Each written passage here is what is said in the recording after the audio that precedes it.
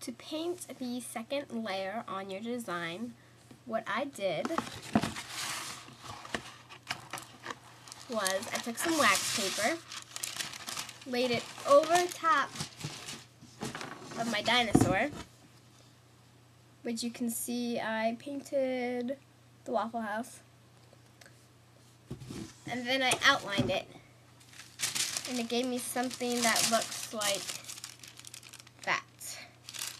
You can see I can put it over top, and it matches if I move it the right way. So now what I'm going to do is transfer this outline onto freezer paper and then cut out the spots that I want to stay black on the dinosaur.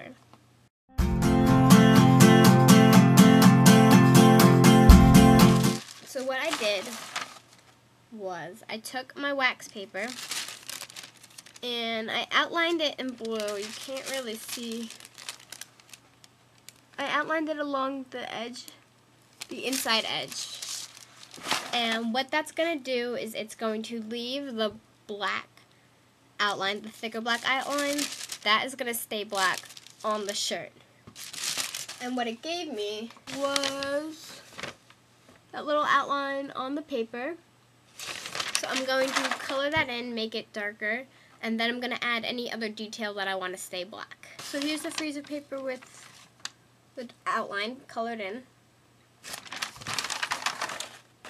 And always have your original sketch on hand so you know what you're trying to do. Now I'm just going to add some more lines that I want to stay black on the shirt. And I'm going to use my Sharpie for that so that the lines will be thick, because really thin lines tend to break when you're using the X-Acto knife. Alright, so you can see that I have added some legs, some knees, an arm, a smile, and some stripes on the tail.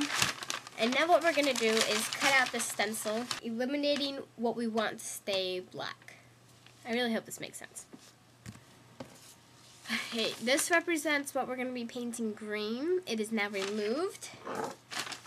And everything that is on here, that is curling, is going to be staying black. So we're going to move over with the shirt in a place where I can work better, but it's closer to the iron. Okay, so we're over here at the bed. I have my shirt, and I have the second stencil that I just made.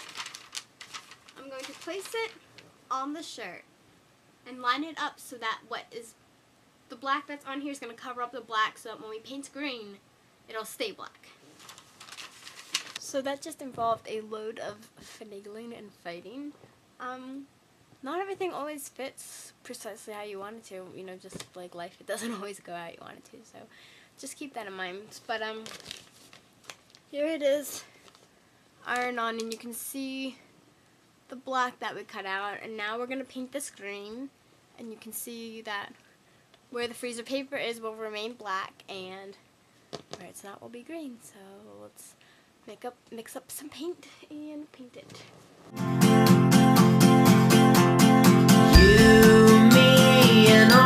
Kings and queens.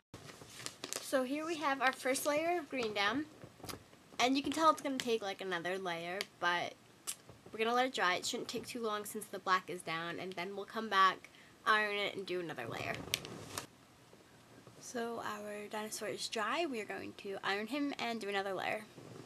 Buried in the junkyard, and every time. Here's our second layer. It looks like we're going to need a third one. So I'm just going to let this dry, and then we'll do the third one, iron her up, and see what we have. So I painted the third layer and ironed it, and now I'm going to peel off the freezer paper for our big reveal. So here's our dinosaur. You can see his legs and his arms, and I think he looks very good. Obviously it's not perfect, but you're making it yourself, so you shouldn't expect it to be.